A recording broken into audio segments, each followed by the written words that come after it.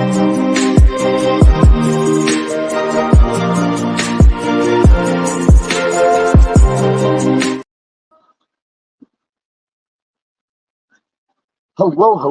and welcome to another episode of TacoBytes. Hello, and welcome to another episode of TacoBytes, your daily bite of Degen, episode number 426.5 or point 2, live from the SBF Sam Bankman-Fried trial, day 11, end of day recap. We are coming to you live from the courthouse steps. We ended the lunch break with the prosecution with Professor Easton as the prosecution's financial analyst, and the money flow that he did, I will be honest, was really good. There was a lot of discrepancies in some of the things. As looking over some of his notes of how he denominated certain things, he used the Ethereum symbol, supposedly, to denominate ETH payments. In reality, he was using Ethereum Classic, and then, like I said earlier, BUSD he labeled as Bitcoin stable dollar. So, yeah, some bad things. And then when talking about crypto payments, he was asked by the defense, how could they tell, where customer funds were? And because when transacting with like TUSD and USDC, if you look initially at you have to look at the initiating transaction and how that transaction works. It goes through Circle and TUSD because it is a centralized currency, and then it goes to the end result. So it's a multi-call, delegated call contract function. But the way the defense pulled it up is they just showed the originator from the receiver as TUSD and Circle. They didn't pull up the initiating contract address. So either they did that on purpose or they didn't know. So they were trying to ask how to determine it was consumer funds, and that was a question that was unanswerable. But obviously then when they were asked, like, where did you get this information from for these transactions? How did you trace these? You would have said the blockchain, instead he said FTX database and bank statements. Today was a lot on blockchain, and so it's sort of twisted my stomach a lot with how much stuff was sort of wrong on just like the slightest things. There were, as the defense was going, they started to go through the list of like the $300 million to K5 to sort of prove consumer funds. There was multiple objections from the prosecution, then got moved on. Then in the repayment of Genesis in $3.5 billion, one of the things that the prosecutors and this financial expert did not do at all was showcase any way of some of the profits were done or how the numbers sort of added up. With the repayment of loans, what people forget is you get your collateral back, and your collateral is usually 1.5 to twice as much as what you borrowed. So if the loan was for $3.5 billion, that means $7 billion come back in collateral, because that's how their collateral was working with BlockFi. They were at a 200% collateral, so they weren't able to then explain back why the number went down but was still in the negative, meaning it's Alameda was still using customer funds. And so because they weren't able to answer that, the defense was able to lay doubt on the validity as well as on the competency of the prosecution's witness. That was a very annoying thing inside of me, because it was like, collateral, get collateral back, and that's why the number go down. But obviously not as well taking in profits. It was sort of a bad thing that they did. And so next up, they went, they were talking about April 1st of 2022, and that same day there was a $7 billion worth of difference between two numbers. And what the I just want to call him Santa Claus, and we'll talk about Aubrey Plaza later. But Santa Claus then responded back that crypto moves up and down are highly volatile, not $7 billion worth. What they forgot to take into play was when a loan is paid back, collateral comes back. So on a $1 billion loan, well, actually, in this case, it was three, four, $4.5 billion in dollars. $4.5 billion. They were around 125, 150% collateral range for those loans, and that was based on documents that they got from BlockFi. Why did that $7 billion jump? Because they got their collateral back, and no one answered that. It's like the defense could have torn it apart, and the prosecution could have backed it up, but no one freaking did. And everyone just sort of like put their hands up, like, I don't know why, and just blamed it on markets and crypto. And this professor does seem to think that blockchain is is good for tracking and identifying funds and where they come from and where they go. So I do really appreciate that. But a deeper understanding of that, besides just looking at transaction lines.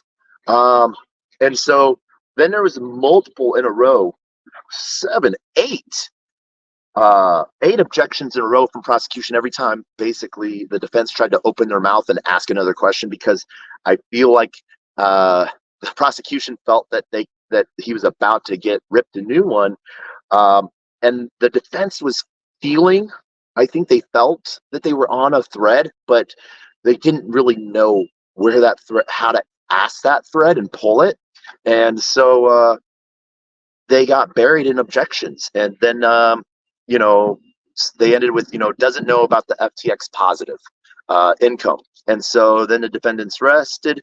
There was redirect where they then went back to Genesis.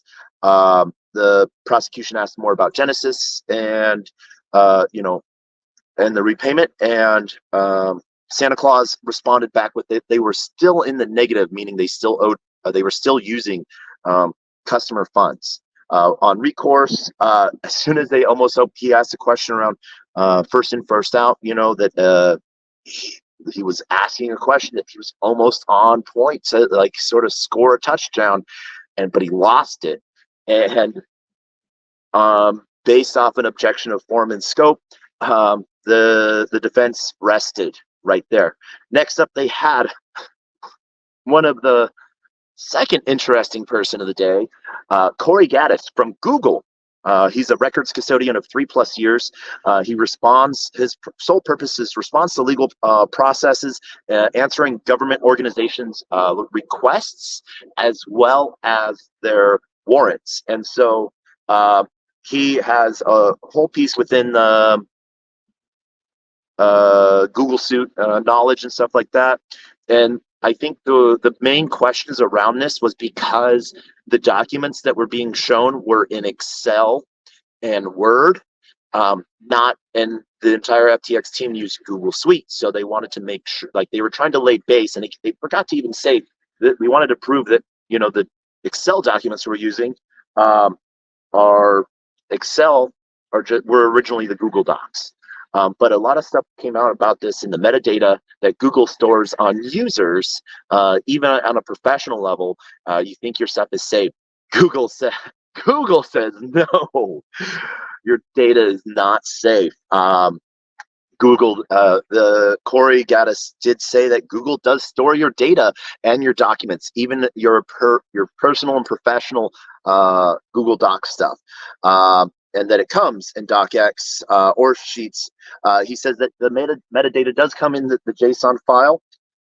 And so then, there were several objections about this from the defense.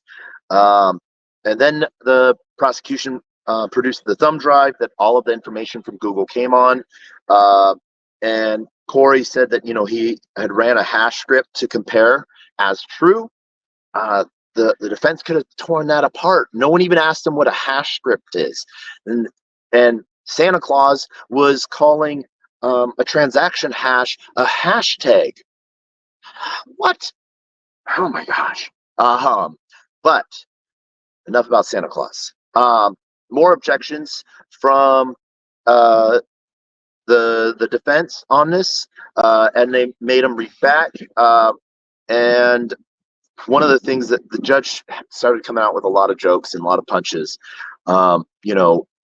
Prosecution tried to admit almost 40 documents, 20 documents with an M and F version of them, and then had to have it read back for the JSON, and then the judge was like, no, we don't need to do this, Tempest view.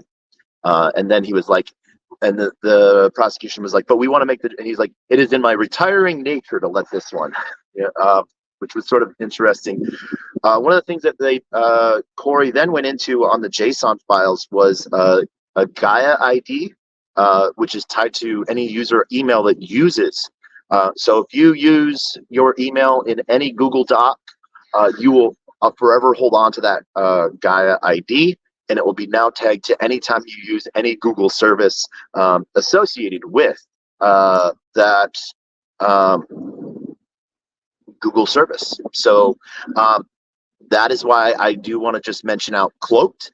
You can find them if you in the Brave browser, and they do autofill forms for you with anonymity. You have one email address that you plug in, and then Cloak will autofill anything with random email addresses that will be routed to you privately, so you don't ever have to put that email address out again. So then at the same time, this is where the prosecution rested. Defense came back, and they started to ask questions about the JSON file, and this is what was really interesting, is because the JSON file was not yet up as a exhibit yet, so it was not able to be seen by anyone, but other than prosecution and defense, and Sam. And as I was looking, I was like, wait a second, is he coding over there? Is he running a script right now? Because he has his own, he's allowed to have a personal laptop separate from everyone else for some reason. I do not know what that is. And I went to someone, I was like, is he writing a script right now? Is he writing? I'm like, that there's command line there. But then that's when they then pulled up the JSON file, and I was like, oh, dots connected. But the defense asked about some of the form fields within JSON file. Really started with the view. Does that mean it's been viewed? And Corey's like, I don't know necessarily fully. And then the defense asked, do you know what any of these other fields mean? And he was like, no, I don't. And then they made him qualify himself again. And he's like, yeah, no, I do not know what the JSON files mean. I just pull records. And then the judge, once they, we took a break, and the judge sort of went off. This is when we went off, the judge sort of went off on the prosecution because they flew Corey out from Texas to testify for maybe 20 minutes, both sides.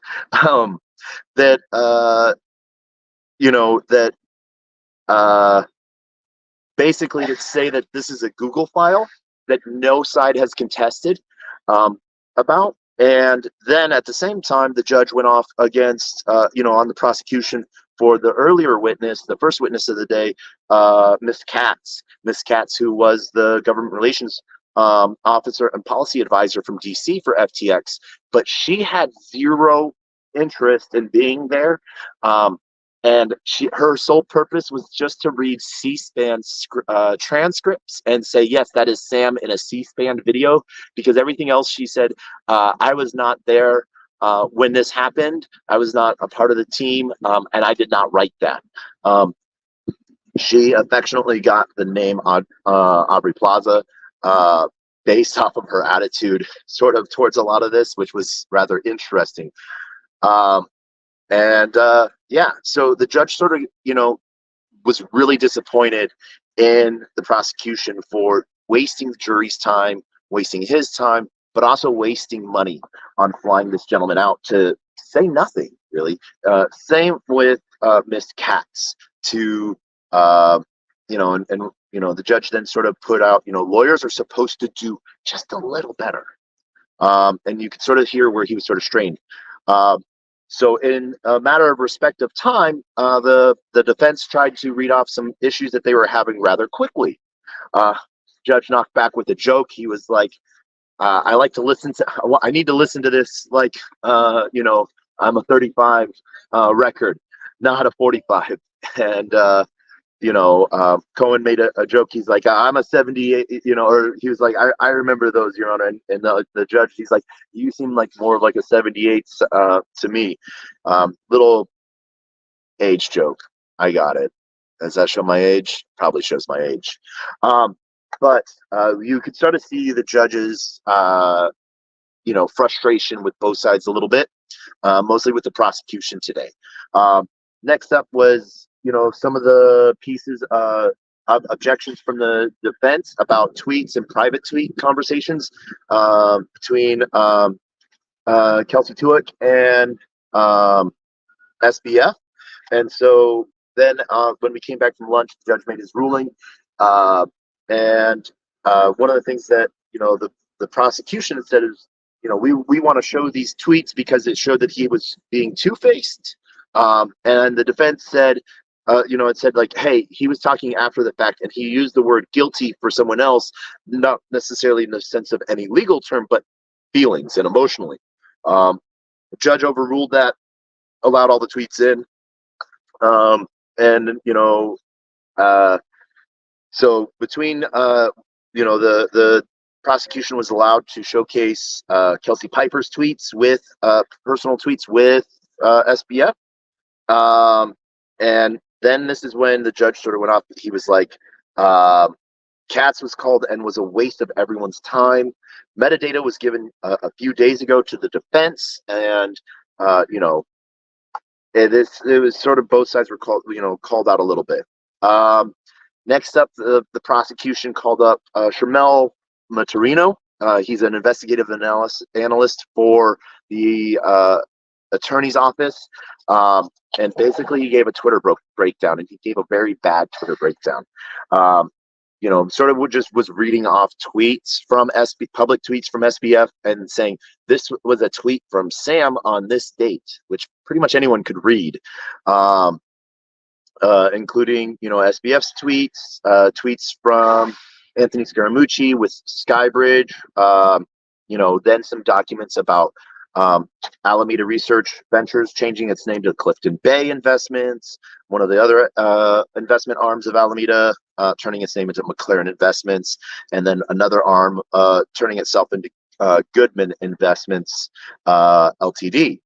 And basically, he just read these off, who signed it, who they changed their name to, and what the date was, and who signed it. I do want to point out that on one of the documents that was signed for the change to Goodman Investments, that was on Silvergate's paperwork, the signature was completely different from all of the other ones for Sam's, where Sam writes his name. This was just like a line, just some zigzags, and no one brought that up. I literally wrote that down. Signatures don't match at all. Then they showed off tweets with Shaquille O'Neal, Shaq, saying that he is now doing stuff with SBF and FTX and really happy to, help bring blockchain to the masses. So thank you for that, Shaq. I wish that you'd sort of done it. I wish FTX had did what it was saying it was going to do. But then they went over to tweets from John Bozeman, senator, who received, let me tell you real quick, he received roughly, I think it was,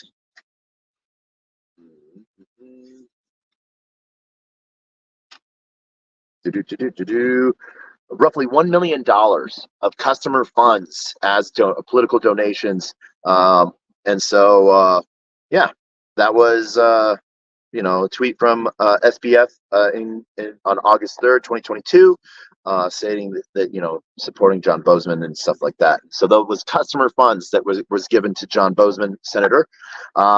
Next off, uh, Sam was texting with Frank Chapart, and they sort of were talking a little bit, and Sam was like, off the record, when asked about regulators and stuff like that, he's like, off the record, I think they're dumb mother effers. Obviously, he didn't, say MFers. He said something else, but GM MFers, love you all. Thank you for joining us. I want to do a quick shout out to all the YouTube families, all the Twitter fams, LinkedIn, and to the huge and unlonely family that we have going on.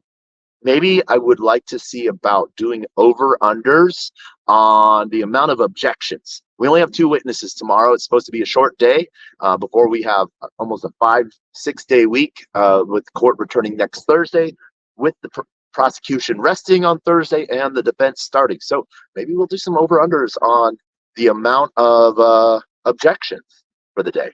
And sidebars. Ooh, prop bets. Whatever. We're having fun. But then they went over to some of the tweets from Based Carbon and crypto underscore Bitlord 7 that was doing promoted tweets for FTX as FTX was crashing, saying, I just put all my money on FTX. Thanks, Sam, for making me feel rest assured. And then that those, the one piece was showing how those tweets were deleted, and then based off of a warrant was able to get those tweets from Twitter on November 6th, 2022. And that tweet was deleted November 8th. And so, yeah. Then there's some more tweets, personal messages between Kelsey Tuak, aka Kelsey Piper, and SBF, because they had a long-term private relationship for communications, and he was sort of like F.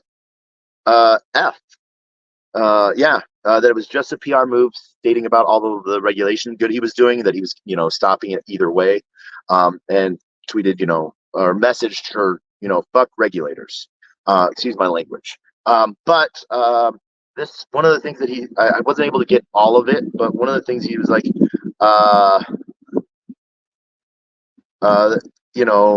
about the PR moves, he was like, this is just the dumb game we woke Westerners play.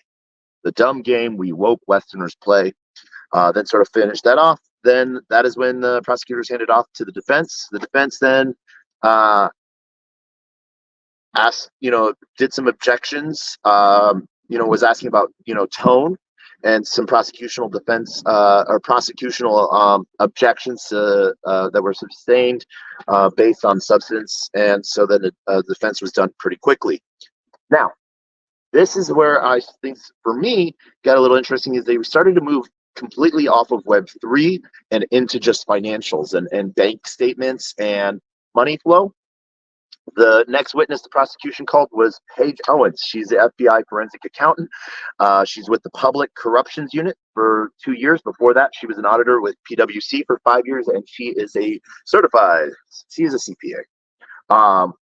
And she talked about how she was given 2 accounts labeled Alameda Research's market maker account 4456 and North Dimension Incorporated 8738. She was then instructed to use LIFO, last in, first out accounting measures. And that's what she stated she used on all of them, on all of these transactions, which then, from the Greylock credit account of Ryan Salam, Prime Trust for both Sam and Nishad, Signature Bank for Sam, and Silvergate as well. There was, she said that she went over about 1,000 pages of account transactions for each account, and used LIFO for all of it, and that charts were produced out of that. Next thing that she sort of talked about was that $6 million was funneled from, or was moved from Alameda Research, and I'll just leave this as Alameda and AR and ND, North Dimension, and Alameda Research, from AR to SBF, and that $6 million was then given to House Majority PAC, and then other finance was another $10 million was given to Gap, which is Guardians Against Pandemic, Super PAC, which is the Super PAC ran by Gabe um, uh, Fried Bakeman, which is Sam's younger brother, and then Protect Our Future PAC. Then another 10 million was given to GMI PAC that was funneled via Sam through AR. And so using these accounting methods, it showed the accounts were coming from Alameda Research's last account piece as they were using. Next up, they then showed $10 million donation to One Nation PAC, which in parentheses on a spreadsheet was McConnell, and then as well as another $10 million that was given to Majority Forward PAC.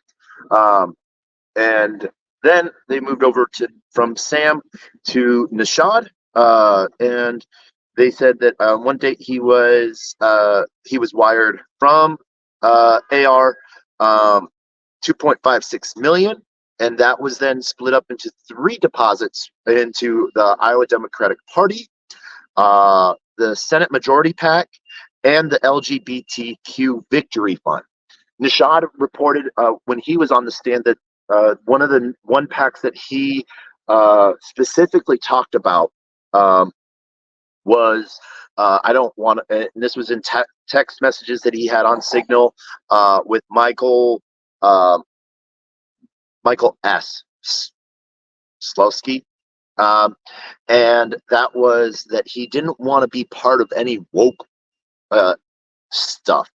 And so he had mentioned specifically the LGBTQ Victory Fund. And Michael sort of broke it down that it wasn't actually what it stood for or what was in the name, and was for something else. And so that's where Nishad was saying, a lot of this stuff was optics, even emailing back to Barb that he could, have money go through him, $1 million go through him for Mind the Gap political party, political fund donation. And that did as well using customer funds.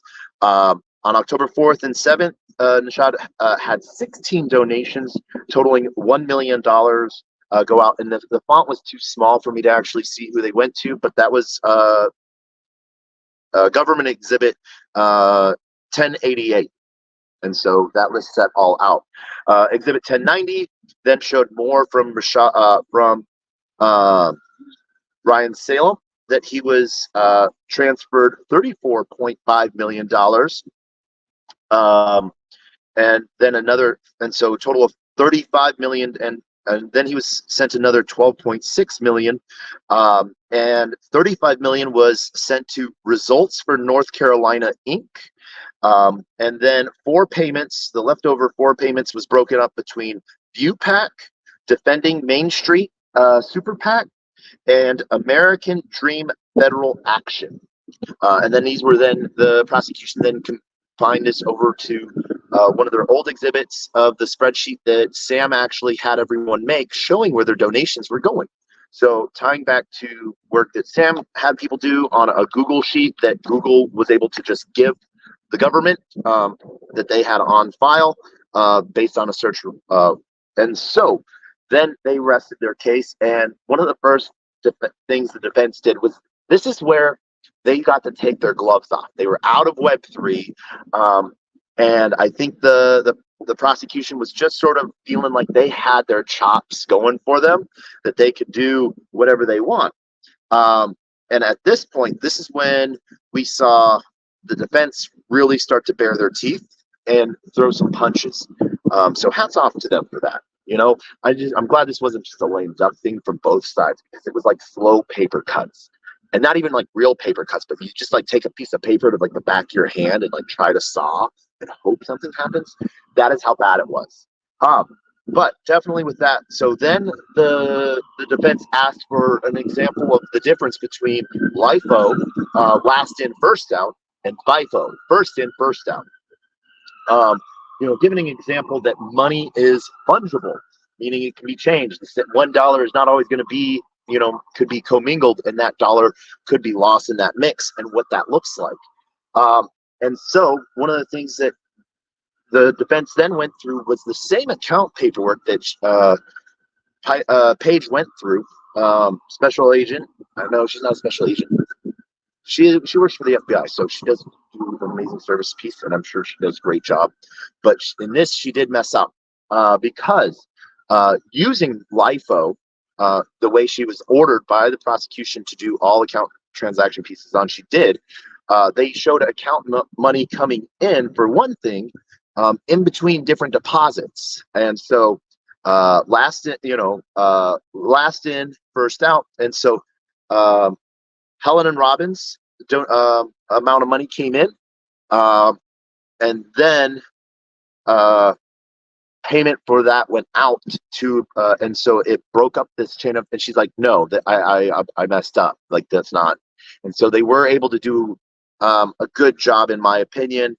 And this was specifically, they were able to find it in just one instance with ViewPack. They didn't really go deeper and like point out other irregularities, but that sort of did throw some doubt on the prosecution's witness, in my opinion. But hey, I watch way too many episodes of Law and Order and Castle and anything else like that. But yeah, so then they, there was the redirect from the prosecution, and they sort of went back to FIFO with several objections beyond scope, because then the prosecution tried to present evidence in letters and emails from like even a year before these donations happened, and the judge was like, "Yeah, no," and the prosecution tried to do a little bit of dirty shit where they tried to just read the email to like give it sustenance in front of the jury,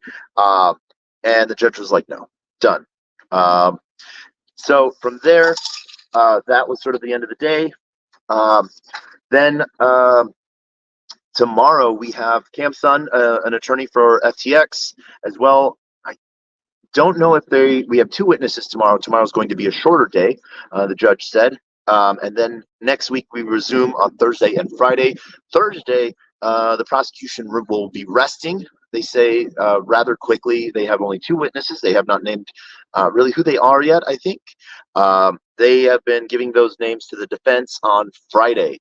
2 days usually to prepare, and so when the defense said, will it be ready? Asked if they will be ready to go forward after the jury was excused. The defense said yes, that they are going to be putting up a case, and that they then they pulled a little bit of a jerky move. They're like, the defense or the prosecution has been giving us the witness list for the week and preparing for everything around 11 p.m. Friday night, and so we were planning on sending them the list Tuesday night or Tuesday, just like they've been giving it to us, giving us a day and a half notice. And so a judge was like, "Play nice, be nice," but he was sort of disappointed in both sides, dragging the jury through all of this and a little bit longer on what he felt should be needed. The defense has a case, and they are going to be giving their rebuttal expert by Monday to the prosecution, and they will be ready to defend on the 24th. So, or they're giving their information of their witness list on the 24th. So, but the 26th is when the defense will come over. Tomorrow, the prosecution said that they're going to have Cam Sun, attorney for FTX, as well as an attorney from the FTX debtors. So that should be interesting. We will see you all tomorrow, and we might only be bringing one update, as it might be a quick day that's just done by lunchtime. So we don't know yet, or it might be a midday break, so from lunch and then continue until 2, and then at 2, that's when we get that out. So we hope you all have a great day. Hope you all have a great night. I do want to shout out to all the Unlonely fam, everyone joining us via YouTube, LinkedIn, Twitter, and Telegram, and a huge shout out to Twitter and everyone that's joining us right now. So we will see you on the flip side. And as always, a closed mouth cannot be fed. You cannot feed a closed mouth, meaning if no one knows you're looking for opportunity cannot come a knocking. And if opportunity does come a knocking and no one answers, it's going to keep on walking. We hope that you have a great rest of your night. If you're in New York, hope you're enjoying Tech Week. We have some great events possibly for night. We will see you out there and around. But as always, be safe, be fun, and be merry. And Last but not least, the best, worst knock knock joke on the face of the planet. Knock knock. Who's there?